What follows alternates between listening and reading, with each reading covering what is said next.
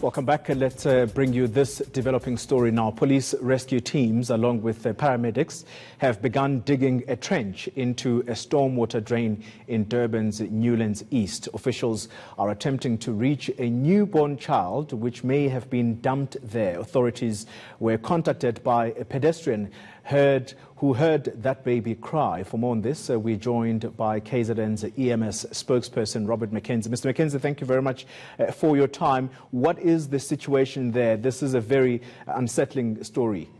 Yes, you're right. Very unsettling story. But the good news is we have just managed to rescue this little baby girl out of the drain pipe.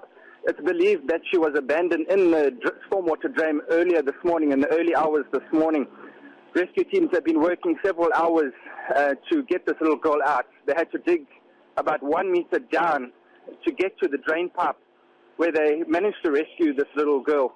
Currently, she's in a stable condition, and the KZN EMS helicopter is currently taking off to airlift the child to hospital. So the process to airlift her to hospital, therefore, is underway. And then how do you, or how should, perhaps the question should be, how do authorities try to track who she belongs to? Well, obviously, this is going to be the matter of a police investigation. The police are on scene and have opened the docket.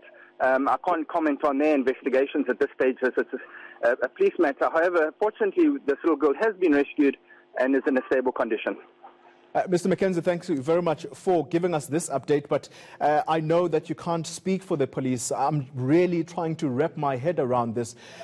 Do you know, usually around these cases, what people are charged with should it be found that indeed this child was dumped by its mother or father?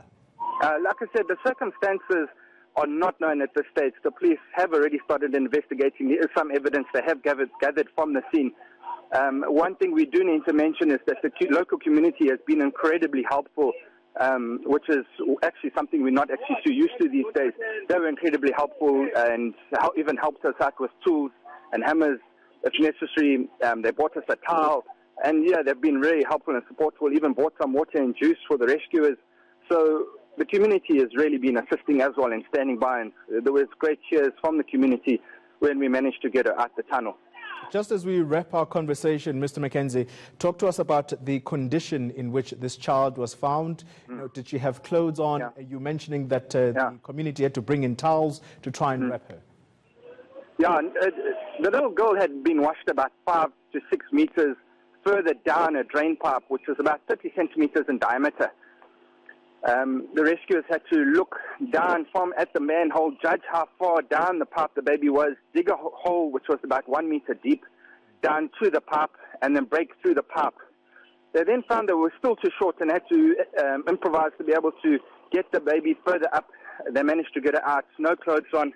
We've treated her for hypothermia, but she is stable and responding well at this stage.